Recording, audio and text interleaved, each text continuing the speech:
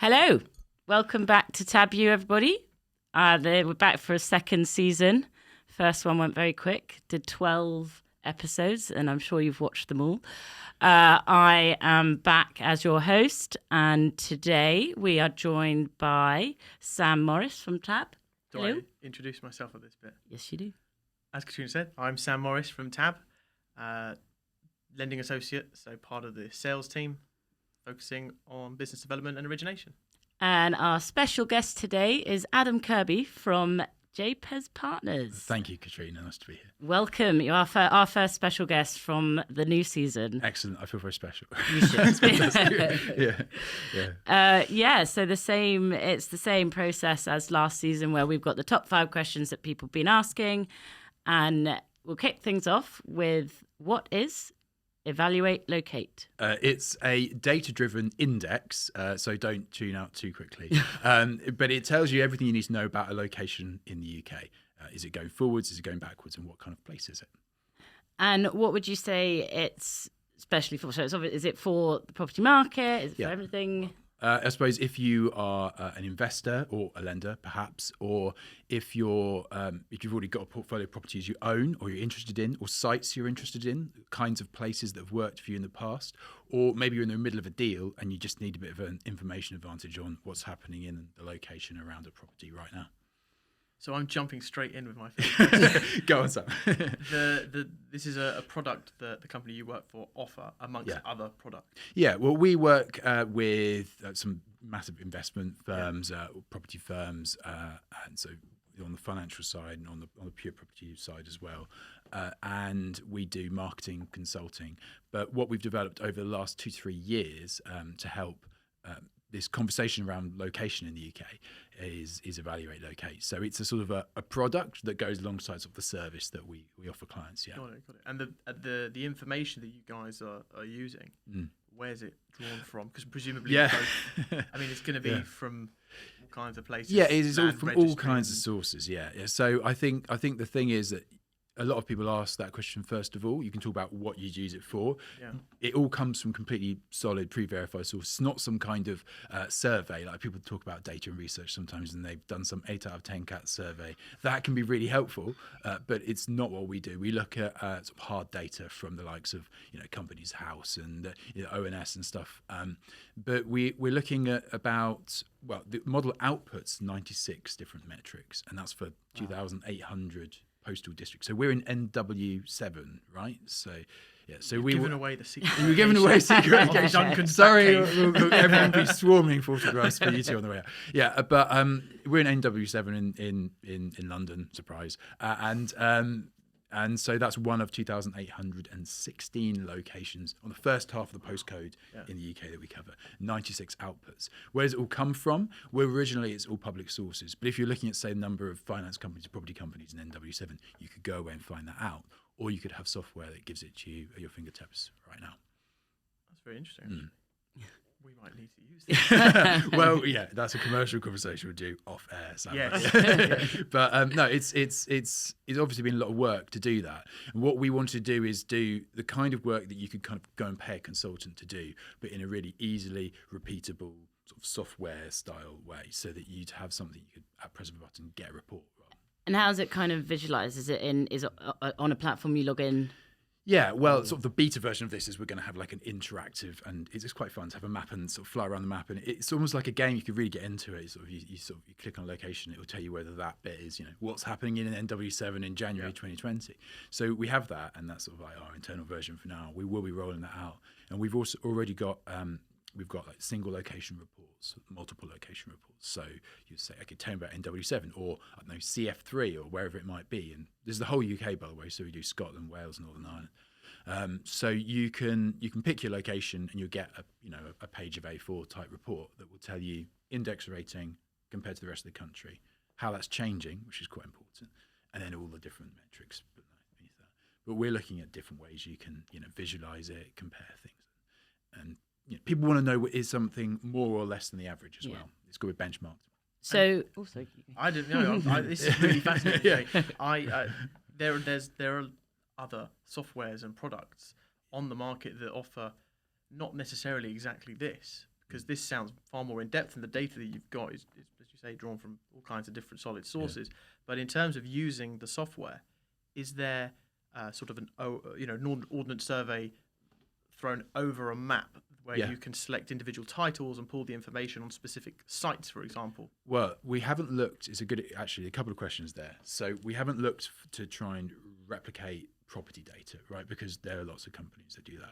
We're looking at basically everything outside the title, the red line on the map if you're doing your conveyancing. Yeah. But that's really super important. If you've got, it could be a shopping centre or it could be a studio flat. But if you've got a property, an asset, something you're investing in, and by the way, it might be some other kind of infrastructure instead of a property. It's sitting in a location, so the tenants, everything. The whole environment's going to affect your return, or someone's return. You might say it to you. If you're not a long-term investor, it'll be your buyer's returns. So you want to be able to tell that story about the place you're investing in. Yeah. So sorry, that was your first question. There's so many questions here. Sorry, Katrina. But yeah, so first question is compared to other data. Yeah, we're not trying to replicate, say, data on rents and yields and stuff like that. Yeah. That's a lot of data sources we could look at. Yeah. We're looking at the things that might be kind of upstream from that. And your second, there were two questions in there somehow, at least, wasn't there, Katrina? What was the other one? The real. I was just trying to understand if we, for example, were to use that software, what would we see on the screen in front of us? Exactly. So a map is the obvious solution. Yeah. So you can have. We developed a thing where it's like a traffic light. So green, amber, red. Red is bad, and green is sort of good. And obviously, on the index, you'd expect sort of London South East to come up generally greener. But then when you drill down, because you can go down to postcode level, it's more complicated than that.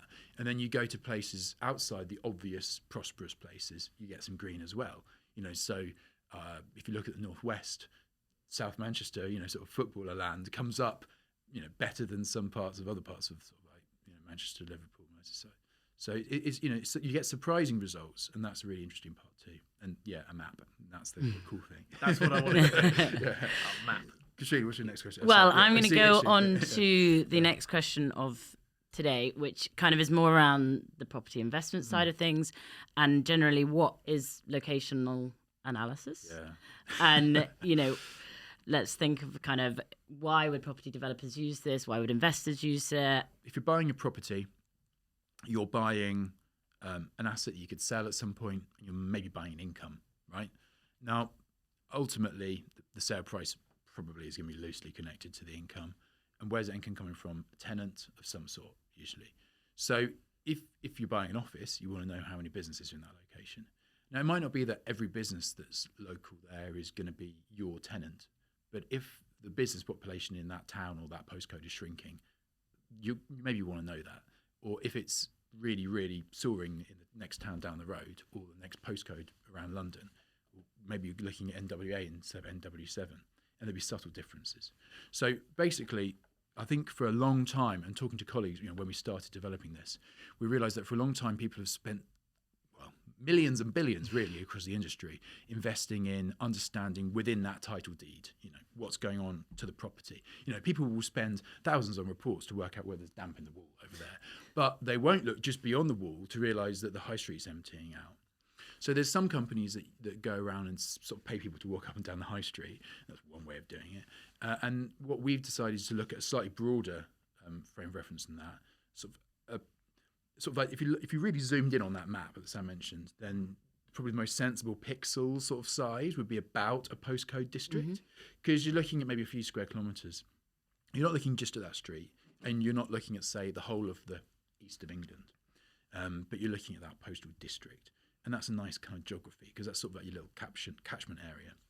And so I think there's an industry trend that people are more interested in alternative kind of sources of insight, because so much investment has gone into that. Oh, is it 5% yield, 4% yield, 8% yield? But very little has gone into, is it an 8% yield because it's going to disappear, or is it an 8% yield because it's a really good deal? And understanding the location gives you some insight into that. The emphasis on the word location. Yeah, you were I saying, keep mentioning.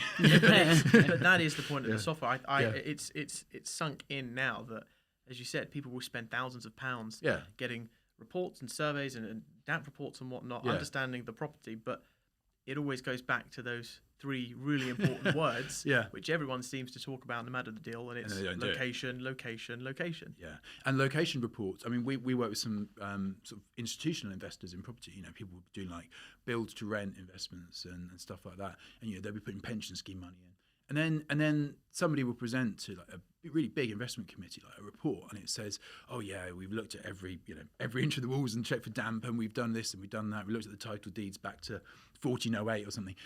And then, okay, what's happening outside the property? And then it'll be basically Wikipedia. It will be like, Mill Hill is a place in giving away and it will just be like, there's a high street, great. It's famous for this or that. So we try to add some science to that, and I think it's a really important dimension for making more money out of property investments and doing a better job economically, like allocating that cash to make everyone better off. Cool. Good answer. Sorry, too long probably. Cut me down. No. I like the level of detail. And, I don't know, maybe I'm picking it up slower. Maybe it's just me. No, it sounds useful. That answer, and that description is definitely what just helped me fully understand exactly how even Tab as a business would be able to utilize this software and this product, because where we're so focused on our security as a lender, there is a bigger picture, and it's what else is going on in that area, in that postcode. It's a great way of putting it, actually, because if you have an interest in a property, it could be because you're a lender, it could be because you've got like an equity interest, you own a bit of the property or share in it, or it could be because you're thinking you might buy it as well. So if you're looking at, say you want to look at the Northwest, and you decide you're going to look at the Northwest because, I don't know, rental yields look good or some property data tells you that, and you'd say, okay, well, am I going to look at this postcode? I'm going to look at M3 or I'm going to look at M5. Now, you might not even, the other thing about property data is it's patchy and there's not much flows, right? So you'd actually, if you could get a little bit of an advantage, or you could get some information that might actually tell you should pay less for the property at the beginning, that'll make your yield better. So you can find places that are up and coming and where your money will go further as an investor. That's the idea. Well, leads on to my third question, which is how does location affect property? What I want to know is kind of the detail of what you're looking for to give it a red mark over a green mark. Yeah, well, I suppose a good way of answering that question is to sort of look at what goes into our top secret formula. Right? So without giving it all away. In our top secret top secret, top secret formula, top secret location. Well, I suppose it's going to be, actually a good point, it's not going to be the same for everyone. So if you're looking at one type of property, it might be different from another. Like if you're investing in warehouses, you're not necessarily going to look for a super dense location in the middle of a town with loads of, say, tech companies. You're going to look somewhere maybe near that, I don't know, but you're going to have differences. So one answer is what worked for you in the past. And if we've got 96 different economic metrics, and sort of in this, without getting too mathsy, like 96 dimensional space, you can say, well, we've got a cluster of 5 that worked for us in the past. I'll say, well, you had, I don't know, NW7 and, P6 and, CF5. Actually, they're close together in these attributes. And you might not have known that because you're not thinking in that space. And then you can say, well, have you thought about Y05? And sometimes the model spits stuff out and you think that doesn't make any sense. And then you look at it and you think, So you can sort of get just to learn based on what's worked for you in the past. And that's sort of like the, quite a, you could get into all the complexities of that report, but you have to sort of, it's a bit like your Amazon recommendations. Like if you liked this, you might like that. And a locational version of that is super useful. So that's one thing we're working on because obviously people would find that helpful. But for the overall metric, the index that we create, that just tells you is a place going forwards or backwards, that's super helpful too. And that has 4 key pillars. How many people are there, like the density, population density, and is that growing or shrinking? Quite important. You might want to know that. Business density, same kind of thing. Are there fewer businesses? Jobs market. Are people earning more or less than they were a year ago there, and how much do they earn? And that's the people who have jobs. So what if, but unemployment, generally labour market, and that's been quite dynamic the last couple of years, obviously. And then the final dimensions of what we got. I can't forget. So you got population. This is the problem when it does so much. Well, it does so much, yeah. So it's smarter than us. Yeah, that's the problem. It's smarter than me on a Tuesday afternoon. But no, it has so population, jobs, business density, And sort of those are some of the key pillars there. And residential pricing, of course, that goes into it a little bit as well. So that is sort of a property metric, but we're looking at the average residential price around it. And if I told you somewhere had an average residential price of 500,000 or 50,000, you'd have a sense the kind of place it is.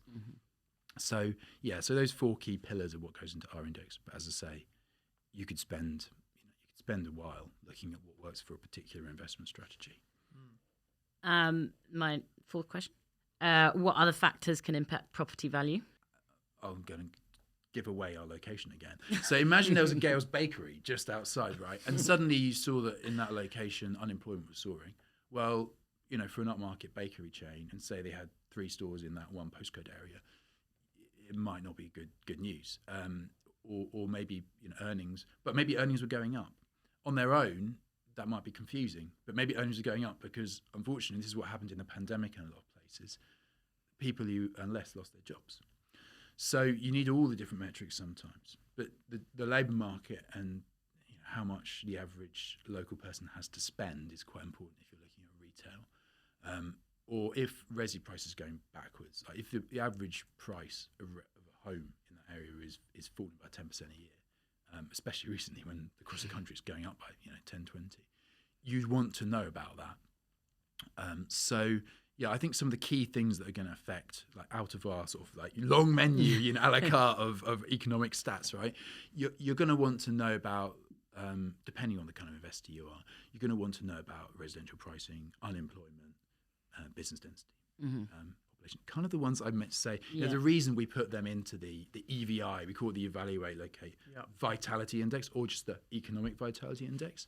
Now that we've set it up so that it tends to kind of follow the same pattern as GDP for the whole UK. We can tell you about NW7. So that's probably the headline. But as I say, it depends on on the kind of property you're looking at, and obviously then that kind of, it's not a separate thing, right? So you can say, is it inside, outside the property boundaries? Is it the location? Or is it your tenant? Or is it your financial structure? But I suppose the way I answer that is they're kind of different ways of measuring it. But if your location's going backwards, everything else is probably going to start going backwards at some point. So you'd rather have a heads up. And this software is it's everything in one place, so that you don't have to keep thinking, could it be this, could it be this, could it be exactly. this? It's doing the work for you. It's a second brain to pull all the different metrics and data and bits of information together. And it's up to date. So that's the other thing. What we've done enormous. I used to look a bit younger. We've done an enormous amount of work looking at doing it in a timely way. So we can give you numbers for January 2022. And first of the series, so we can say right now this is what it is, and this is what it was 10 years ago, or 12 years ago. It goes back to January 2010. So you can look at, you can chart that location over time. But we've done all of that and done all that work to bring it together in one place right now. So as you say, you don't have to go, oh, right, well, I saw this there and I saw that there, and you get some office junior to go away and do something, and then by the time you get the report back at the end of the week, probably ticked over into the new month, or maybe you've got some, if it is like an active deal kind of situation, things have changed and other things as well. I'm going to presume that the use of this product as well is going to be far cheaper than hiring an office junior.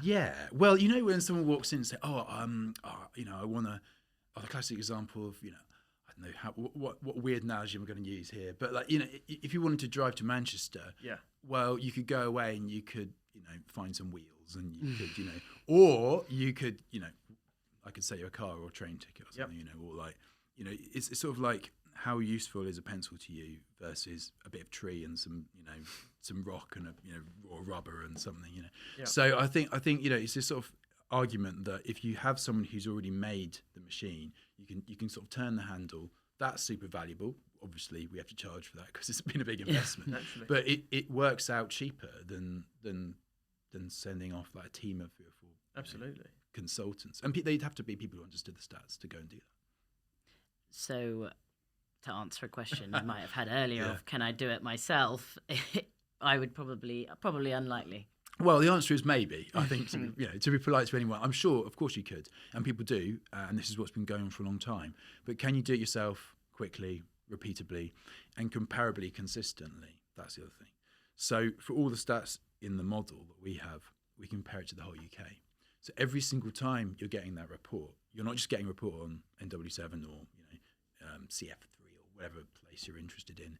You're getting a report effectively that's already got all the work of the whole country, those 2816. So you'd say, so for example, actually, before I came here, I looked and you can compare it to the rest of the country.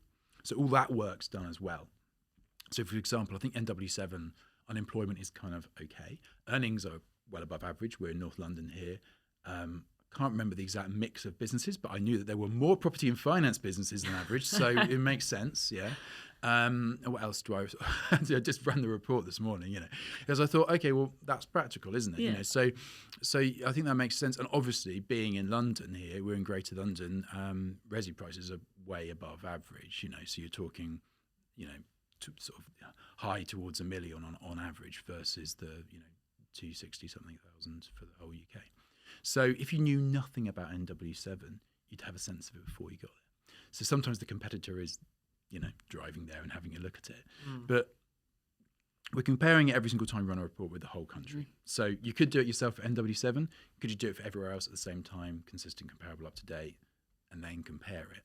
That would be super hard. So, yeah, that's why we do software as well. Question number 5 is, which parts of the country have been most resilient? Yeah, well, we looked at this specifically since pandemic and lockdown, and we did a little look at this at the end of 21 last year. And the answer was Wales, strangely, if you look at the nations of the UK. And then we sort of thought, well, let's ask the model about towns. And it was St Helens in Northwest. So Wales, funnily enough, it's not Cardiff and it's not Swansea. I kept mentioning CF, but it's not those locations. It's like the kind of periphery. It's the end parts of Wales, and I think that's because of a bit of home working, a bit of sort of tourism. People aren't going abroad, so they're going to sort of Pembrokeshire, Northwest Wales, Snowdonia. I did see some article on BBC that like Mount Snowdon was like dangerously busy with people like queuing up the mountain. And that makes sense. And then we see a big green patch in terms of that's going forwards and sort of like the western edge of Wales. So tourism, sort of domestic, has sort of boomed. That hasn't helped every sort of coastal town in the UK, so it's interesting. So Wales has done pretty well. Wales has had a bit of a house price boom as well in the last sort of year and a half. And maybe that's a bit of home working, maybe it's other things, but you can really track that.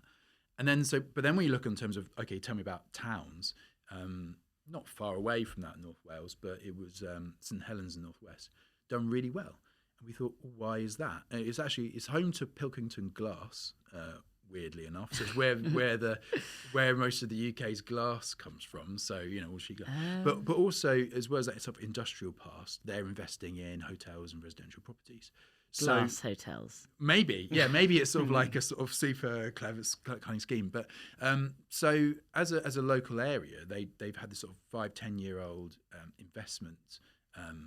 Sort of strategy in their area, and it's really interesting because it really picked up in the stats. Now, earnings there, people who work there, really picking up. People who already live there, not quite so much yet, but it's starting to go in the right direction. Unemployment's middle, but coming down. House prices are really picking up, and business density is growing. And you think, okay, this is a story of a town that's sort of up and coming. And we can measure that like objectively. Since the pandemic, that's the best performing town in the UK. So yeah, St Helens. Throw your money at St Helens. So it's partly driven by property and property investment and property metrics. But I could give you a list of other places which have tried to, had a big hotel boom or whatever, and that hasn't happened. So it's interesting that there's sort of like direction of travel. Is it the economics that drives the property investment or vice versa? A bit of both. And it basically just needs to work, but we can tell you where that's happening. And presumably the data has changed quite significantly pre and post pandemic. Yeah, exactly. Yeah.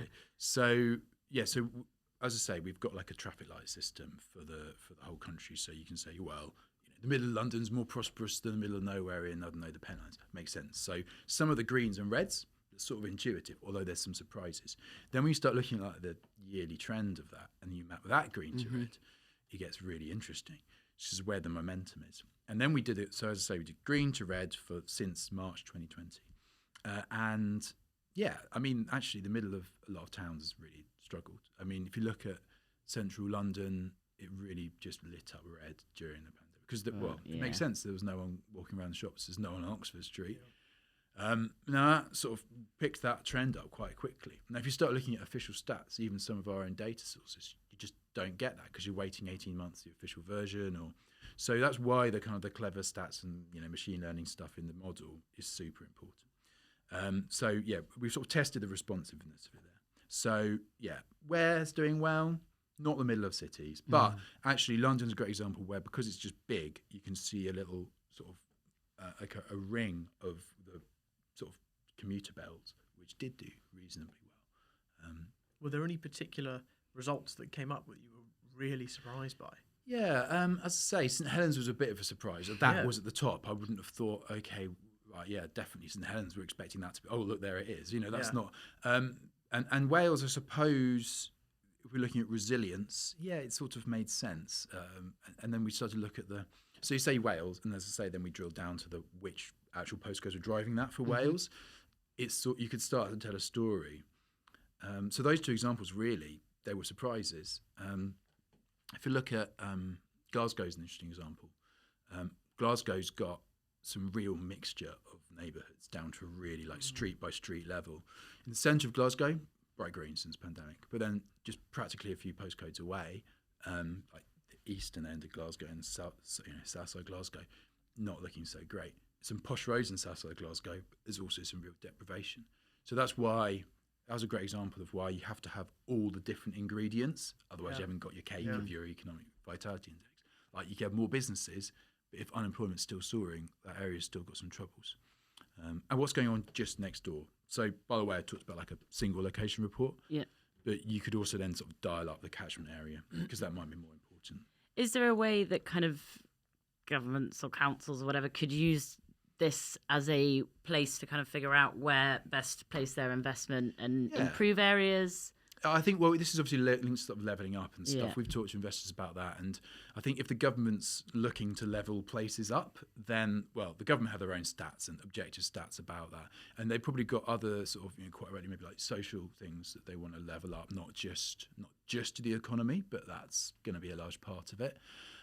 We've worked with one company that has a network of ports in the UK, and that's a big part of the government agenda. And while they can talk to the government about the specifics of that, if they're looking to sort of be part of that story that those port cities are going to tell, then them in conjunction with local councils or whatever, it really helps them to have these stats. So we've got a few clients that are sort of doing a little bit of that, sort of the economic side, the levelling up agenda. I think if you're an investor and you're thinking private sector about this, some people have said to me, well, why do you want to make an index of this? Isn't all the money just going to flow to where all the money already is? Are you not just going to encourage that? And I say, no. Actually, if you're an investor, a bit like if you want, like maybe you would look at the Northwest because yields are better. If you want somewhere that's going to be up and coming, but objectively up and coming, then this could be your bargain spotter, right? So you don't really want to go where the obvious bright green patches are. You're not going to invest in, I don't know, Notting Hill. Maybe you would have invested in Notting Hill 30 years ago when it was not quite Notting Hill today. So because we've got all the back data to 2010, you can say, tell me a list of places that look like this list of places 5 years ago or 10 years ago. And you can start to look for the bargains. So there's a kind of like there's a really practical levelling up and sort of doing your bit for levelling up, but also spotting a bargain as an investor and sort of trying to be part of that agenda, but in a profitable way, hopefully. Yeah. Where we've touched on, more than just touched on it, we've gone into who could be using this product and software. You mentioned the government. We also mentioned investors and even TAB as a lender and other lenders. We'll chat about that after. Exactly. Yeah. Because it's a highly, highly useful source of information and it throws it all together to give you a concise report. I'm curious to know, how did you guys come up with the idea? And was it because you thought, I need all this information and I don't have it in one place? Or was there a moment that you suddenly thought this could really work? Well, I think the moment was, if there was a moment, is when I was talking to my colleague Duncan, and he's been, he used to be deputy editor of States Gazette. He had better get his 80s job title right, or he'll come and kill me when we look at this. I think that was it. But he's been a journalist in that industry. He's talked to, and we work with property firms and, as I say, investment firms who are looking to put pensions money and stuff into this. And we looked at these investment reports, and they're really, really solid. Like all the maths you could want, all the numbers, all the accounting, fantastic, detail. And then it was probably that moment that inspired it, where we were having some meeting about, presenting investment opportunities and sort of marketing of a portfolio. And it was like, well, this is a portfolio that's basically a load of X's on a map. And you haven't told me anything very intelligent about all those places. It's literally, if I went on Wikipedia, probably more up to date. Because at least Wikipedia is crowdsourced, right? So it's going to be like, if something happened that weekend, you're going to have that. So that was one of the sort of moments where we thought, for a long time, we'd both sort of different experiences thought about this problem. And then me being a nerd, I was like, well, Duncan, we could get some data for this, and he was like, okay, right. And I think that, I've talked about evaluate, locate 1.0 and 2.0, but really it's kind of a 9.0 because I've been looking at what data is available, as I say, for a number of years. And I think basically the stories we built up bit by bit. But what we described as, if you've seen it recently, the Moneyball moment, right? Duncan sort of said this is when we got down to one number, because you can look at this, you can look at that, and you can say, oh, but we have a conversation, say, oh, well, let's talk about NW7s, oh, this, and you could just have a debate, and it was pointless, and you'd focus on, say, unemployment, and I'd focus on residential pricing. You're just wasting everyone's time. Like, how do you balance those things? It's when we got it down to the index, that was the kind of like the moment where we thought, right, so we can tell you about a place. Is it going forwards? Is it going backwards? As I say, we didn't have it at that point, but we realised we'd be able to map that onto the UK sort of traffic light system. And suddenly, you can see that happen. And then when you make a video, obviously it's not the ideal format for videos and diagrams podcasts, but if you make a video, you can see like these waves of prosperity, moving back and forth around the UK.